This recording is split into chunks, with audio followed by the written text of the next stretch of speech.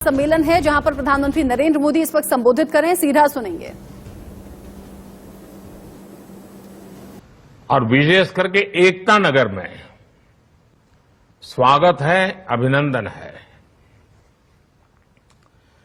एकता नगर में ये राष्ट्रीय कॉन्फ्रेंस अपने आप में मैं महत्वपूर्ण मानता हूं।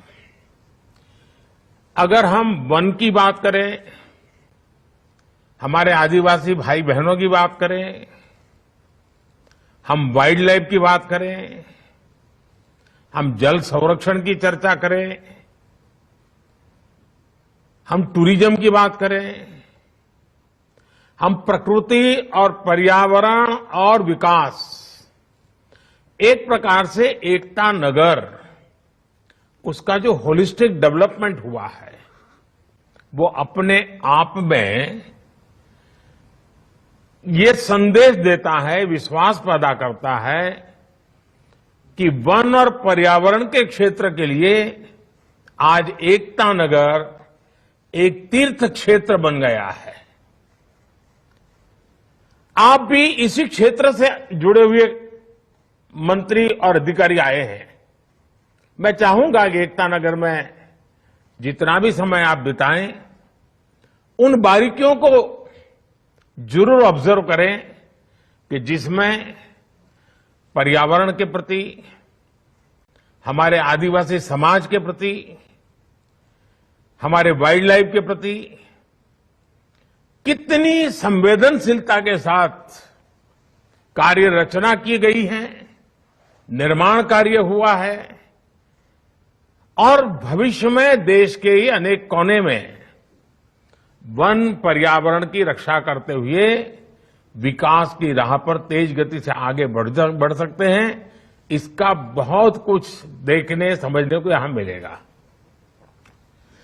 साथियों, हम एक ऐसे समय मिल रहे हैं जब भारत अगले 25 वर्षों के अमृत काल के लिए नए लक्ष्य तय कर रहा है। मुझे विश्वास है आपके प्रयासों से पर्यावरण की रक्षा में भी मदद मिलेगी और भारत का विकास भी उतनी ही तेज गति से होगा। साथियों, आज का नया भारत नई सोच, नए अप्रोच के साथ आगे बढ़ रहा है। आज भारत तेजी से विकसित होती इकोनॉमी भी है और निरंतर अपनी इकोलॉजी को भी मजबूत कर रहा है। हमारे फॉरेस्ट कवर में वृद्धि हुई है और वेटलैंड्स का दायरा भी तेजी से बढ़ रहा है। हमने दुनिया को दिखाया है कि रिन्यूएबल एनर्जी के मामले में हमारी स्पीड और हमारा स्केल शायद ही कोई उसको मैच कर सकता है। इंटरनेशनल सोलर अलायंस हो, कोalition फॉर डिजास्टर रेजिलिएंट इंफ्रास्ट्रक्चर हो या फिर लाइफ मूवमेंट, बड़ी चुनौतियों से निपटने के लिए भारत आज दुनिया को नेतृत्व दे रहा है। अपने कमिटमेंट को पूरा करने के हमारे ट्रैक रिकॉर्ड के कारण ही दुनिया आज भारत के साथ जुड़ भी रही है। बीते वर्षों में लायंस, शेरों, बाघों, हाथियों, एक सींग के गैंडों और तेंदुओं की संख्या में वृद्धि हुई है। जैसे अभी भूपेंद्र भाई बता रहे थे, कुछ दिन पहले मध्य प्रदेश में चीता की घर वापसी से एक नया उत्साह लौटा है। हर भारतवासी के रगों में, संस्कारों में जीव मात्र के प्रति दया और प्रकृति प्रेम के संस्कार कैसे हैं, वो चीता के स्वागत में देश जिस प्रकार से झूम उठा था, हिंदुस्तान के हर कोने में ऐसा लग रहा था जैसे उनके अपने घर में कोई प्रिय मेहमान आए हैं। ये हमारे देश की एक ताकत है। प्रकृति के साथ संतुलन साधने का जो एक प्रयास है, उसे हम निरंतर जारी रखें, आने वाली पीढ़ियों को भी संस्कारित करते रहें। इसी संकल्प के साथ भारत ने 2017 तक, यानी अभी हमारे पास करीब करीब 5 दशक है, नेट जीरो का टारगेट रखा है। अब देश का फोकस ग्रीन ग्रोथ पर है, और जब ग्रीन ग्रोथ की बात करते हैं तो ग्रीन जॉब के लिए भी बहुत अवसर पैदा होते हैं। और इन सभी लक्ष्यों की प्राप्ति के लिए हर राज्य के पर्यावरण मंत्रालय की भूमिका बहुत बड़ी है। साथियों, पर्यावरण मंत्रालय चाहे जिस किसी राज्य में हो या केंद्र में, उनके दायित्वों का विस्तार बहुत बड़ा है।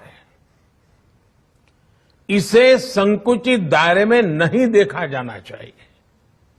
दुर्भाग्य से समय के साथ हमारी व्यवस्था में एक सोच ये हावी होती चली गई कि पर्यावरण मंत्रालय की भूमिका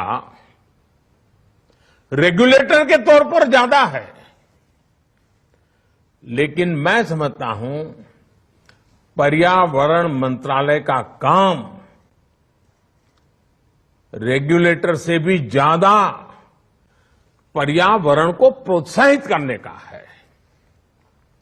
हर वो काम जिससे पर्यावरण की रक्षा हो रही हो, उसमें आपके मंत्रालय का रोल बहुत बड़ा है।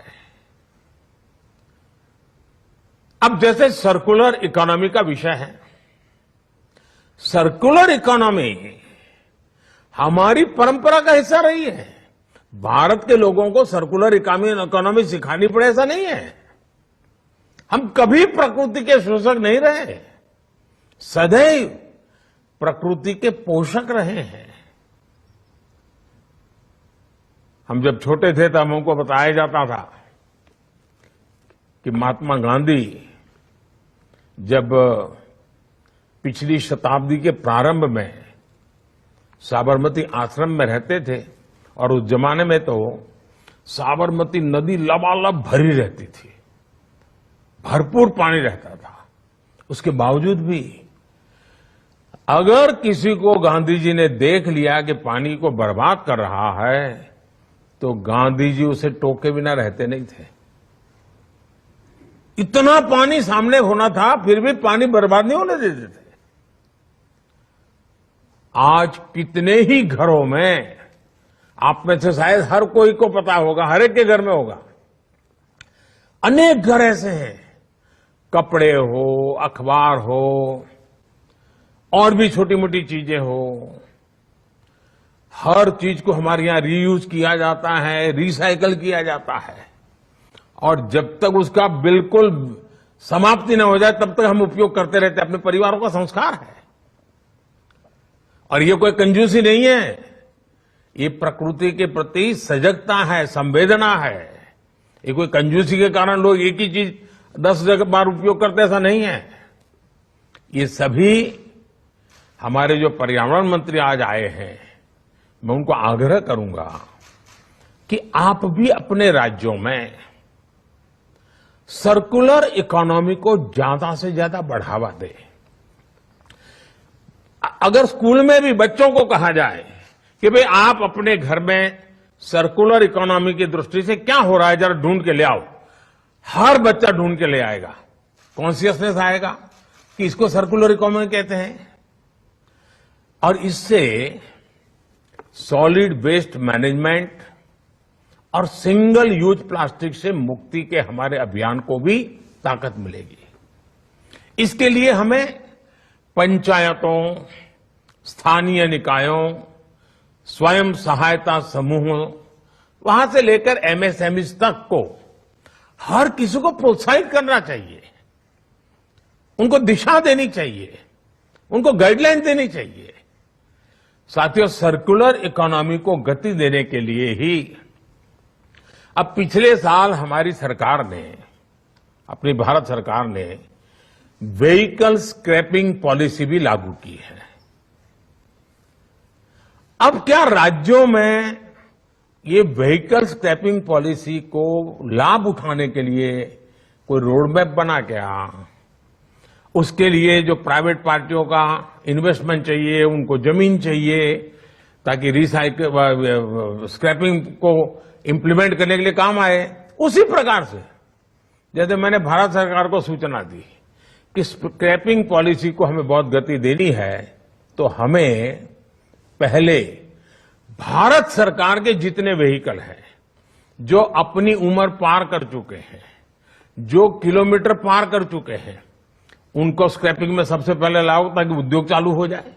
क्या राज्यों में भी पर्यावरण मंत्रालय अपने राज्य को सेंसिटाइज करे कि भाई आपके राज्य में जितनी व्हीकल्स होंगे उसको स्क्रैपिंग पॉलिसी में सबसे पहले हम शुरू कर लें, स्क्रैपिंग करने वालों को बुला लें, और फिर उसके कारण नई गाड़ियां भी आएगी, फ्यूल भी बचेगा। एक प्रकार से हम बहुत बड़ी मदद कर सकते हैं। लेकिन नीति अगर भारत सरकार ने बनी पड़ी रही है तो परिणाम नहीं आएगा। देखिए, सभी पर्यावरण मंत्रालयों को देश की बायोफ्यूल पॉलिसी पर भी तेजी से काम करने की आवश्यकता है। अब देखिए, बायोफ्यूल में हम कितनी तेजी से आगे बढ़ रहे हैं, लेकिन अगर राज्यों का भी ये कार्यक्रम बन जाए, राज्य तय करे कि हमारे राज्य के जितने व्हीकल हैं उसमें हम सबसे ज्यादा बायोफ्यूल ब्लेंडिंग करके ही व्हीकल चलाएंगे, देश में कंपटीशन का माहौल बनेगा। देखिए, पर्यावरण मंत्रालय को इस पॉलिसी को ओन करना होगा, उसे ग्राउंड पर मजबूती से ले जाना होगा। इथेनॉल ब्लेंडिंग के नए रिकॉर्ड आज भारत बना रहा है। अगर राज्य भी इसके साथ जुड़ जाए तो हम कितनी तेजी से बढ़ सकते हैं। मेरा तो सुझाव ये भी होगा कि हम इथेनॉल उत्पादन और इथेनॉल ब्लेंडिंग राज्यों के बीच में स्पर्धा हो, साल में एक बार उनको सर्टिफाई किया जाए कि कौन राज्य, और इससे कारण हमारे किसानों को बहुत मदद मिलेगी। खेत का जो वेस्ट है वो भी इनकम देना शुरू कर देगा। हमें इस हेल्दी कंपटीशन को बढ़ावा देना है। ये तंदुरुस्त स्पर्धा राज्यों के बीच, शहरों के बीच होती रहनी चाहिए। देखिएगा, इससे पर्यावरण की रक्षा के हमारे संकल्प को जन भागीदारी की ताकत मिल जाएगी, और जो चीज आज हमें रुकावट लगती है वो हमारे लिए नई क्षितिजों को पार करने का एक बहुत बड़ा माध्यम बन जाएगी। अब देखिए,